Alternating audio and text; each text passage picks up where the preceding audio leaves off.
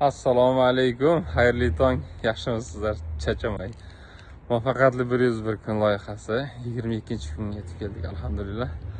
Bugun atrofimizdagi odamlar haqida inshaalloh gaplashamiz. Bir aforizmga o'xshagan narsa o'qib qo'yganman ancha avval. Ikki xil toifadagi insonlarni aslo unutma.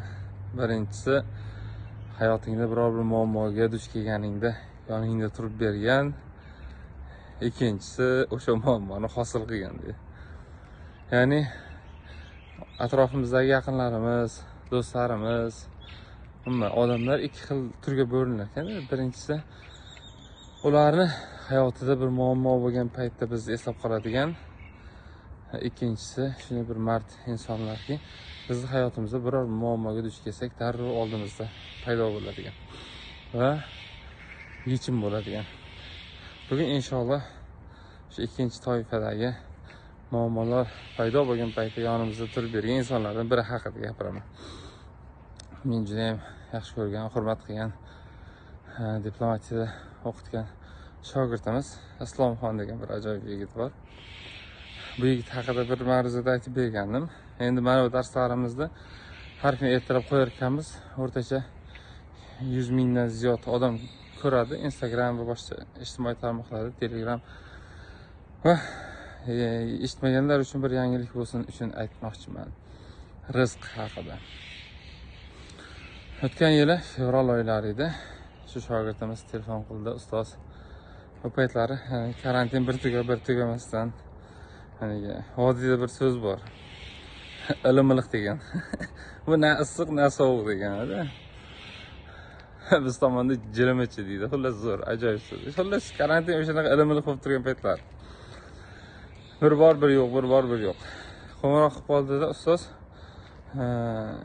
shu tamojinda bir $30,000 atrofiga qanchadiramish qilib karantinga ishlatiladigan testlar bor edi, koronavirusga qarshi test. O'shanaqa turgan ekan. Shuni raz olinadigan bo'lsa, shu blok postlar bor, Cherniyevka bo'lsin, boshqa joylar bo'lsin, o'sha joyda keyin poliklinikalarga o'tkazsak degan bir reja bor edi. Sizni Minzdravda tanishlaringiz bor, yuqori joylarda. Bir gaplashib ko'rmaysizmi? Shuni bir yordam qiling degan ma'noda. Keyin men g'alati bo'ldim. Birovga qo'ng'iroq qilmadim ham, qo'lim ham, oyog'im ham tortmadi bu ishga. Va hech bir harakat bo'lmagandan keyin buni sezon o'tib ketdi deylik.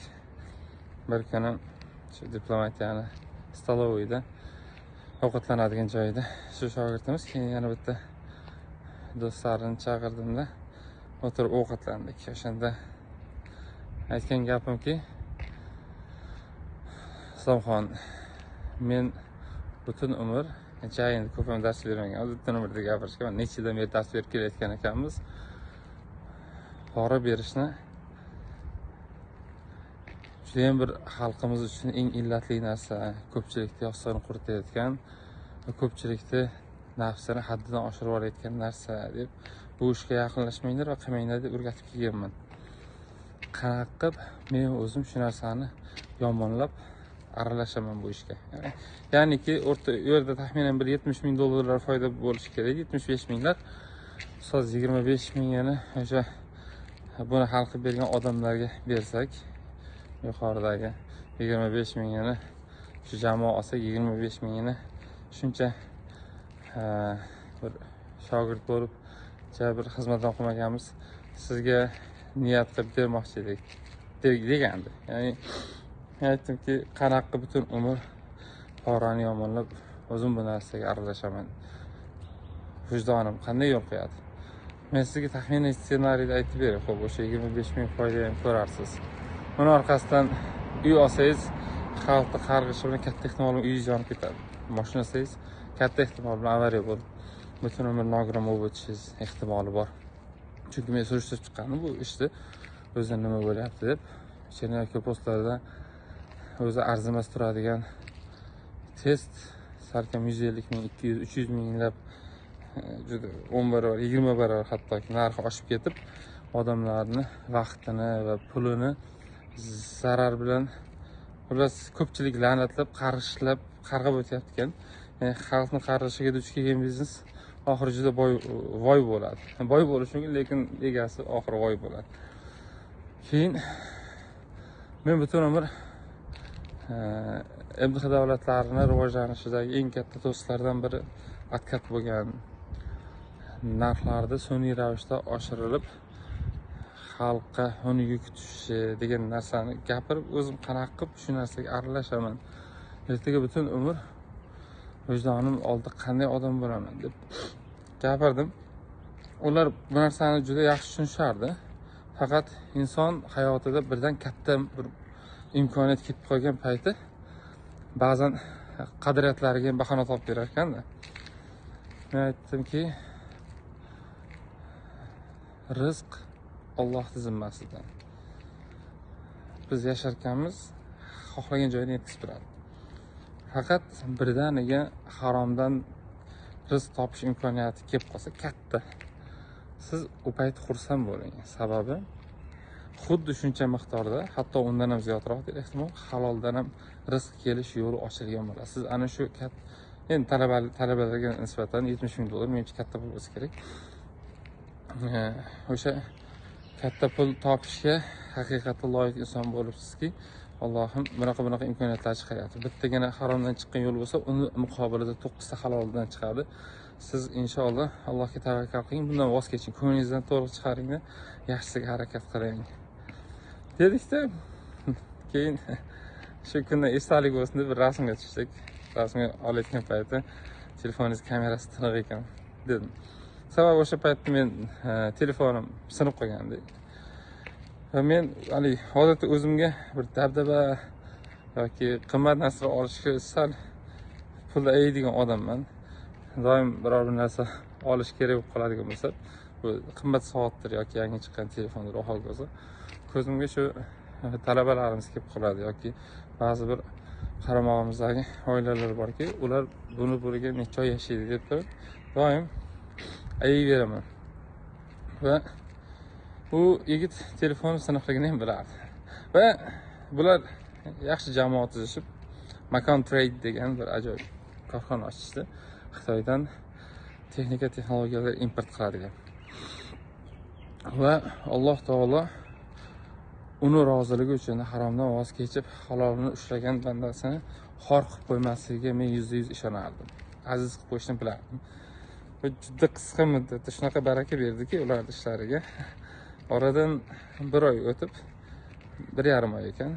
Bu mart oyining oxirida taxminan osmondagi bo'ldilar chiqdi. Undan keyin bizni juda ko'p joylarga taklif qilishgan. Bir ajoyib insonlar Mingx degan klub bor. Toshkent City'da bir davra suhbat uyushtirsak kelsangiz degandilar. O'sha borib suhbat qilib turgan paytimiz o'rtasida Islomxon kelib qoldi, shogirdimiz. Ustoz keldi, yoddan turib bu kishimlarga ozgina tanaffus berib oldiga bordimki, labbay desam, juda ta'sirli gaplar gapirdi ustoz. Esingizda o'sha stolovida rasmga olgan paytimiz telefoningiz kamerasi tiniq ekan degandingiz. O'shanda men juda qattiq niyat qilgandim. Inshaalloh shu ustozimizga bir yaxshi telefon olib beraman deb. Mana uni bizdan sovg'a deb olib qo'ying iltimos deb. O'sha payt eng oxiri chiqqan rusum edi. iPhone 12 Pro Max olib kelgan ekan. Va Alloh siylasin, mana shu Xudoning bir imtihonidan juda bir go'zal tarzda o'tib ketganimizga shukr qilib ko'p narsalar esladik. Undan keyin Allohim o'sha $70 ming bo'lsin, bular 10 barobarlab topdi va hozir ham topyapti. Bu inson haqida gapirishim bir sababiki, kuni kecha bir ozgina muammoimiz paydo bo'lib qolgandiki, biz birovga dardimizni uncha aytaveradigan odam emasmiz, lekin shuni his qilib yetib ketdi. Ya'ni juda bir chiroyli tarzda hal qilishga qarash bordiki, bunaqa insonlarni biz juda ham qadrlaymiz. Alloh siylasin, haqlariga duoda bo'lamiz. Va Yaxshiyam shunday yaxshi insonlar bor deymiz. Yer bizlari ko'tarib turibdi. Hayotda kimdir bir tahlil qilib ko'raylik mana shu videodan keyin. Sizni faqat hayotda muammosi chiqsagina eslaydigan, oldingizga muammo bilan keladigan va kelish bilan muammo paydo bo'ladigan odamlar bor va siz qiyinchilik paytlaringiz kelib qo'lingizdan tutadigan odamlar bor. Ana shunday ikkinchi toifa odamlar bo'lsa, bugun bir sizlarni yo'qlab chiqamiz. Sababi mana o'zimiz ham ko'ramiz. Odamga yordam berarkansiz, yordam berguningizga juda ko'p esishadi. Juda ham ko'p esishadi. Hatto qarzlar boshqadir. Ishi hal bo'lgandan keyin shunday yo'qib ketishadi, izini ham topolmay qolasiz. Inson bilmam, avval o'zimizga nasihat qilamiz, bizga ham tavfiq bersin, kimgadir shunaqa muomala qilgan bo'lsak kerakki, o'zimizga ko'pincha shunaqa qaytadi, lekin eshagimiz suvdan o'tgandan keyin narigi odamni unutib yuborish yaxshi emas. Haqlariga duo qilib, ko'p eslatib turib, ularni ham hojatini ravo qilishni Alloh taolodan so'rash kerak. Akam rahmatli aytardi.